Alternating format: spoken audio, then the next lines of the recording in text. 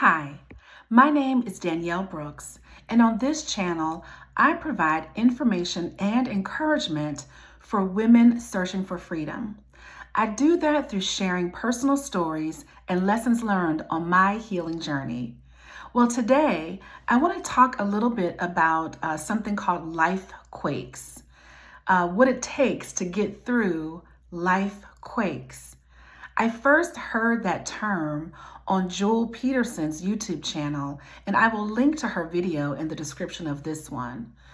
She is known as the Miss Bohemian Soul on the internet, and she is a fabulous woman who has been on HGTV with her tiny house, but she's also cultivating a community where we talk about real life things, and she shares very interesting perspectives to improve lives.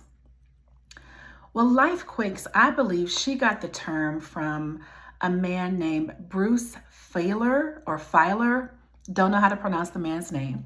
But anyway, he says a lifequake is a major event that causes significant change. Lifequakes could be positive or negative, planned or unplanned.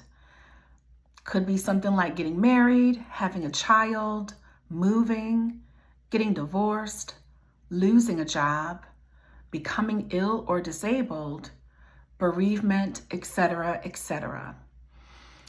And so on my channel, I've talked a lot about the challenges that I went through leading up to my divorce and the subsequent steps I took to rebuild my life afterward.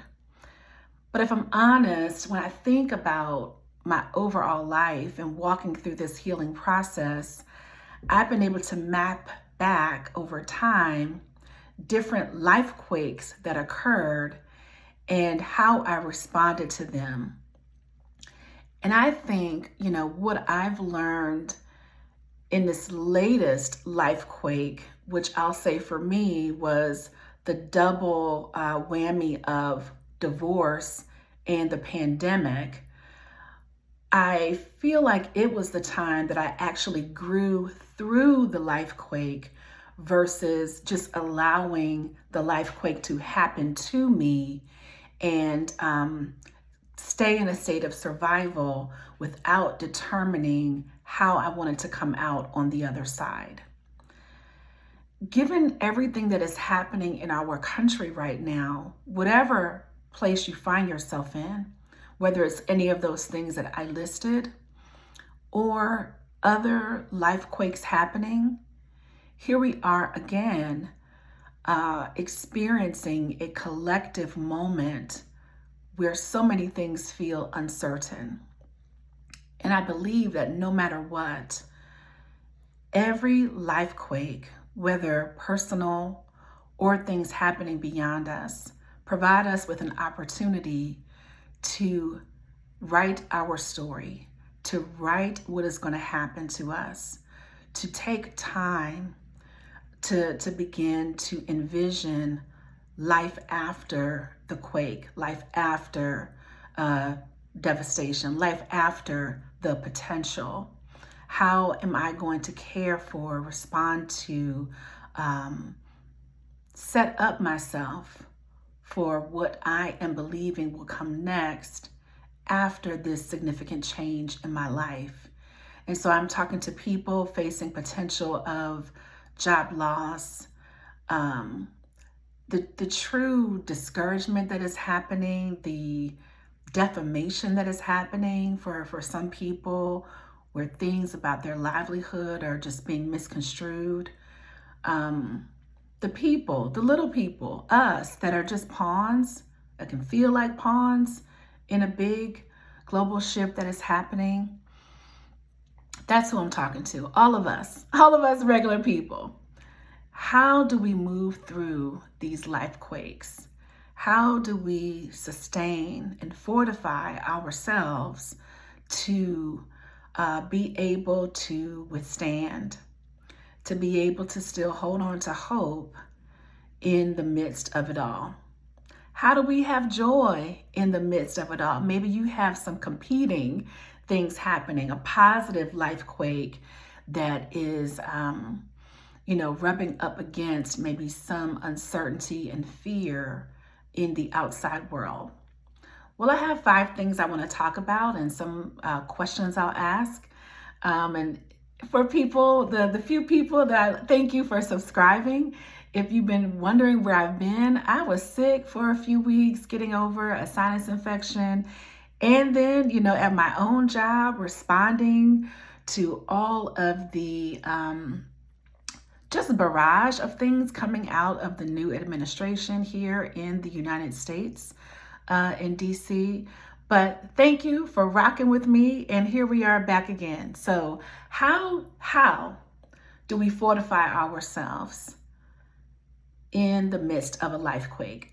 I have some alliteration with us. I have 5 R's, 5 R words.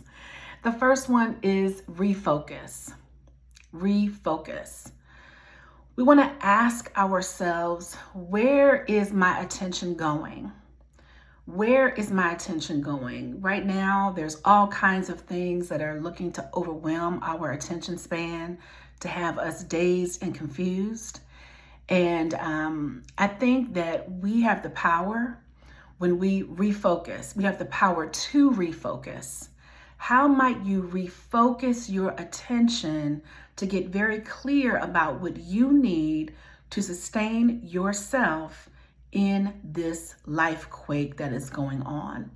Another person I love, Valerie Burton. She is an author and life coach. And one of her sayings, of the many she has, following a situation in her life, she said to herself, I can't keep staring at the closed door. I can't keep staring at the closed door. And so I would encourage you to refocus for yourself. What is before you? Is there a door that you need to just either open and walk through it, or realize it's closed off and locked to you, but there is another door? You have the ability to walk down to another option, another opportunity. You have the ability to refocus from doom scrolling. You have the ability to refocus from all of the uncertainty on your job into your mental, physical, and emotional health, to brushing up your resume if you believe that there may be a possibility of job loss, to refocus your time and energy on the things that are going to sustain you regardless of the outcome on the other side of this life quake. You do have that power. And so I would encourage you to think about where your attention is going and to refocus to the things that are going to sustain and propel you through and after the life quake. Number 2 is refresh. Number 1 was refocus. Number 2 is refresh. And so the question I would ask, what area of my life needs to change due to this situation? I will talk about, from my divorce, I chose to refresh my entire household. I did it bit by bit, but for me, mentally changing my space, my living space, removing all of the many things that held somewhat negative memories, but things that were just markers for that past life. They had a lot of grief attached to them. I chose to refresh my personal living space, again, bit by bit as my finances allowed. But that was very important for me to get in the best emotional space to withstand all of the various emotions and the challenges that lied ahead of me as I had to go about the business of moving through life now as a single mother, as a divorced woman, and all the things that came along with that. So I would just say, what needs to change? What area of your life could use a refresh as you are withstanding circumstances? Number three, I can count, is rediscover. Rediscover. when we are dealing with things coming upon us, again, whether it could be a good thing, but it's new to us, we almost lose sight of the skills that we already have that we might apply to this new situation. So rediscover, what are the tools that you already have in your toolbox that can help you right now? What skills have you gleaned in other areas of your life or at other times in your life that can help you now? Many times these LifeQuakes will have us paralyzed in, fear of the unknown or, the true devastation of what is happening. But let's look and rediscover what we have in our hand to be able to help us in this moment. That could also mean what part of yourself have you just lost along the way that you need to pick up and resurrect in this season? Another thing for me, I spent the majority of my life being very thin and fit without a whole lot of effort. And as I've gotten into midlife, I've gained a lot of weight. And I will say that, I've been through all kind of programs and all of the coaching and meal prep. I know what to do, right? I don't need to sign up for another thing. I'm an Army veteran. There's nothing new under the sun about food and working out. There's nothing new that I don't already know. I have those tools.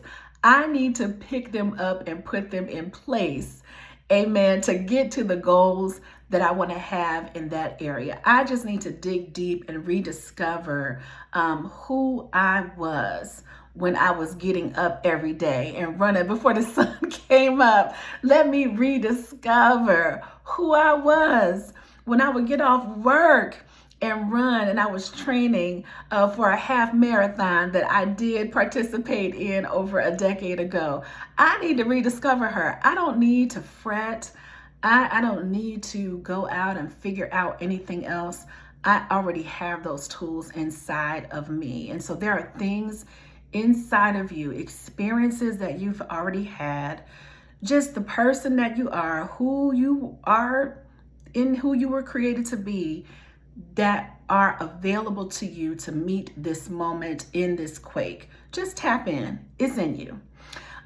Number 4, I'm counting. Yes, number 4 is rebuild. Rebuild. That question I, asked myself and would encourage you to ask is, where do I need to build or rebuild my community? I believe right now where we are in the world, this rugged individualism within our country is not going to save us. Community care is going to save us. Getting in community with like-minded people is what is going to bring us into a place where we can grow and heal in these LifeQuakes. I think about, when I was a new mother with my first child, who is now 23 and is currently traveling the world in Colombia, backpacking across Colombia. But when I was a new mother, I didn't know what the heck I was doing. And I remember at that time, that was pre-internet available to me, I'll say.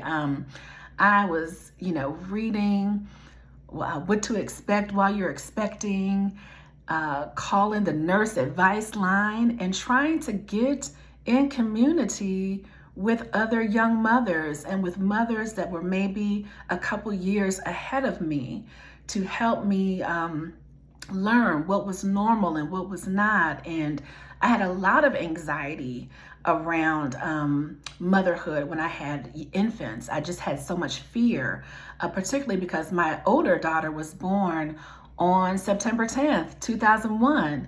And the very next day was 9/11. And I truly felt like the world is ending. I'm bringing this child into the world and the world is falling apart around me. And so I had many other friends that were still single or childless. And so they gave me a level of support, but I needed to build relationships with people who were in the same phase of life as I was in.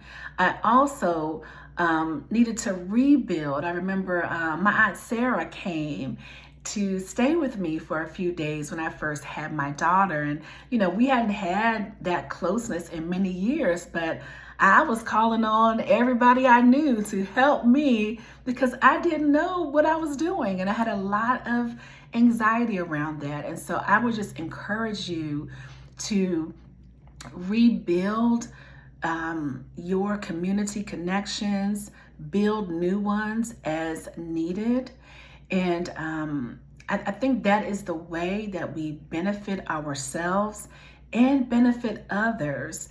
Being in these mutually beneficial relationships enriches our lives when we are able to meet the needs of others and feel that we're needed. That kind of community connection, I believe, is what is going to save us and heal us and sustain us in this current broader LifeQuake that we're all experiencing together right now. And finally, number 5 is refine. Refine. So part of life, as we are blessed to continue to live it every day that we're alive, I believe is an opportunity for us to continue to evolve and grow. There's no finishing. Even though I needed that support with a newborn, you don't stop parenting. So even now, I'm reaching out to people with adult children, maybe with, again, a little further along the way than me, to help me refine my skills and move from that phase of parenthood into more of this coaching phase when you have to let the birdies fly out of the nest. That requires refining. I can't be the same mom that I was when they were 5 and 10 and 12 years old. These LifeQuakes also, when we take the time to zoom out and look at our lives, you can see your progress and track that continual growth and learning as you are moving to the life that you would like to live. Again, we have the power to create and live lives that are beautiful and meaningful. Life is not happening to us. We don't have to just let life happen to us. We can refine our skills, refine our mindset to be able to let our most brilliant light shine in the world. And again, it benefits us, but it also benefits others. This may mean that it is not this ideal cookie cutter pathway that everyone has. I think that is part of the frustration, and it keeps people stagnant. When you are measuring your success or measuring how you're walking through certain circumstances, certain LifeQuakes, compared to others, I think that we must tap into who we are at our core, understand we're only in competition with ourselves, about how we're growing. And that refining process allows us to see our growth over time towards those goals.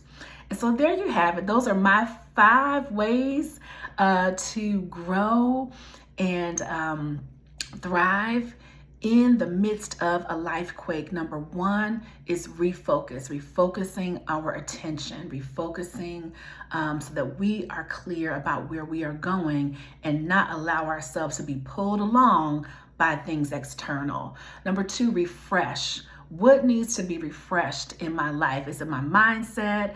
Is it my hairstyle? Is it my clothes? What is it? Refresh it. Take some time to refresh your whatever, fill in the blank, that's going to help you move through this life quake. Number 3, rediscover. Rediscover who you are. Rediscover the skills that you have. That was number 3. Number 4 is rebuild. Rebuild your relationships. Rebuild again, maybe again this body. Rebuild your muscles. Talking to myself. Rebuild your healthy habits. Rebuild in the ways that are going to help you to be strengthened in the life quake. And then finally, refine. We continue to grow. We continue to become different, better, stronger versions of ourselves through refinement. And so I thank you so much for watching. Thank you for everyone. I had a couple people reach out to me and ask, where have you been? So thanks for that. I thank you for all of my subscribers as my little channel is growing, and I'm so excited. And so let me know in the comments if there are other words, whether they start with R or not, that you would add to the list that I've put forward. How are you making it through life quakes that you've had in your life?